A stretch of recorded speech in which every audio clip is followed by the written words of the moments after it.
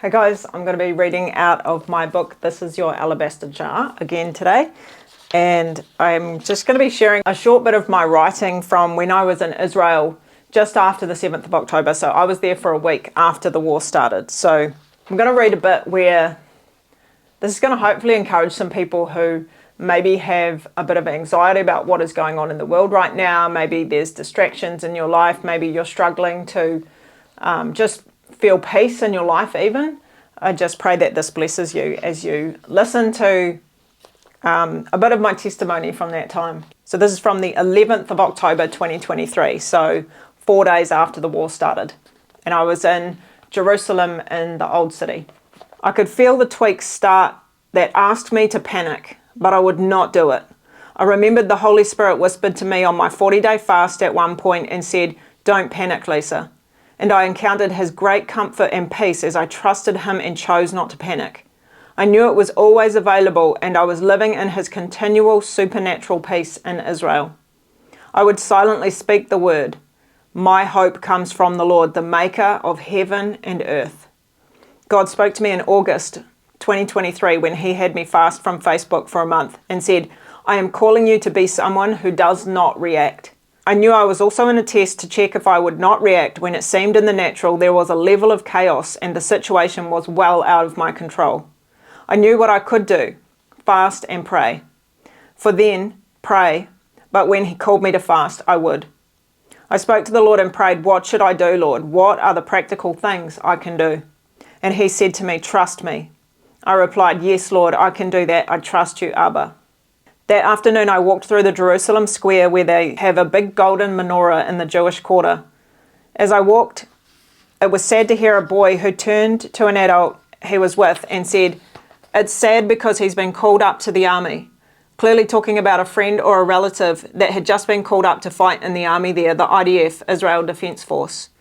That was real life, raw, heartbreaking stuff before my eyes, unwelcome but unavoidable sentences coming to my ears. Suddenly, as I wrote, I started to feel the comforting presence of Holy Spirit making himself known, surrounding me like a love bubble as if I was in a cocoon. Peace and comfort surrounded me. I breathed in and I could feel very slight gentle waves start to flood my body, reassuring me he was with me and all was okay, rocking me gently like I'm in a rocking chair. My God is a very present help and comfort in times of need. I got a new pen from the Jewish quarter shops that afternoon. It's the small things that light me up, and that Pilot 0.5 blue ink pen was just glorious to write with. After my last pen ran out, that was such a great find. I got new toilet paper the day before from housekeeping and it had lovely pink love hearts on it. Yes, trivial details, but I know God gives lovely gifts like that. And they made me feel so loved and looked after. When the Holy Spirit comes in waves, especially weighty, heavy waves through my body, everything goes out the window. All external concerns and worries are gone. To wake to being rocked gently by those waves was beyond words. His presence did not allow for stress, anxiety, fear, nothing. The knowledge of God and his greatness, nearness, great love, faithfulness, and loving kindness was palpable. I was so grateful for his presence and gentle reassurance. John 14 verse 27 was the peace I felt. Jesus said, "Peace I leave with you. My peace I give to you, not as the world gives do I give to you. Do not let your heart be troubled, nor let it be fearful." It had been about an hour in between writing and it was a little bit difficult to concentrate. I felt a bit irritable. I was very conscious of it and didn't want to lash out at my son at all. We knew how to cope with things together. We were good through COVID lockdowns, and the days since the war started felt like a similar sort of big deal that we needed to navigate. The tricky part was his bed was right next to mine, so when he moved, it moved me. Little irritations become bigger. Heavy breathing was better than an alternative like being in separate rooms though. I heard loud voices outside, so I went to check, and it was just loud young boys playing soccer over the road at the basketball court. The court was surrounded by metal fencing, which meant it was loud when the ball hit the fence.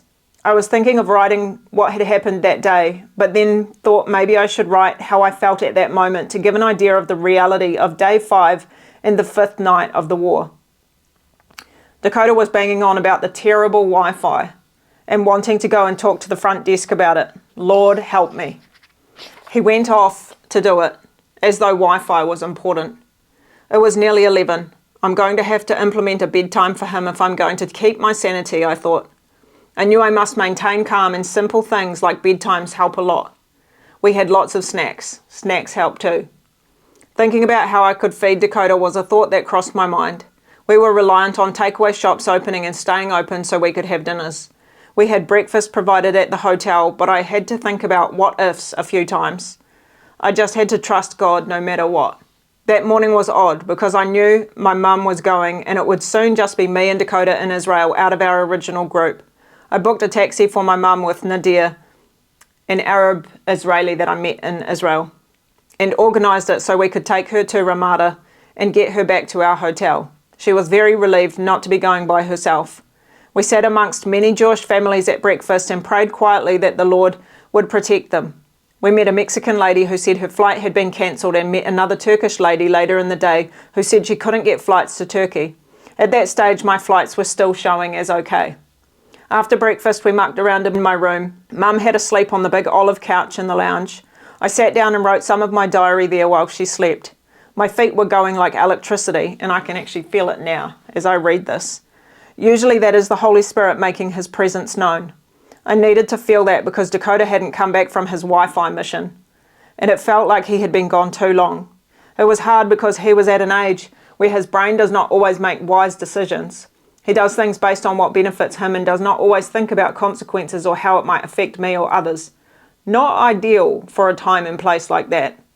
He'd been off for at least 10 or 15 minutes, maybe longer. I prayed God protect him and send him back. Jesus, help me.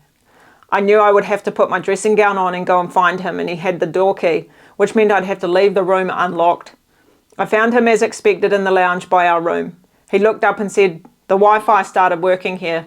I held back, rolling my eyes at him. No regard to come and tell me where he was. After Mum rested, I got Dakota up because he had slept in until lunchtime. Oversleeping can be a symptom of stress or depression, so I knew I had to keep an eye on that. We walked out to the reception area to make our way to the Jewish quarter by the Golden Menorah to get cash out for Mum's final travel needs and snacks and lunch for Dakota and Mum. I wasn't hungry for lunch. Before we left the reception, one of the Tongan Kiwi girls called to me and asked me about our flights, the same girl I'd spoken to a couple of times. I told her briefly I'd had a dream and that it was happening in real life, just as I saw it in my dream with the bombs and everything. She said, "You had a dream about that and you still came?" I said, "Yeah, because Jesus said it's further away than you think." Her eyes lit up and said, "Tell us your dream. Come over here and tell everyone your dream." She ushered me towards a group of her travel companions from Tonga and stood me in front of them to share the dream with them. So in the reception of the Sephardic hotel, I shared the hope and comfort that is found in Jesus and the dream where he had spoken to me and said, "We're going to walk with her now."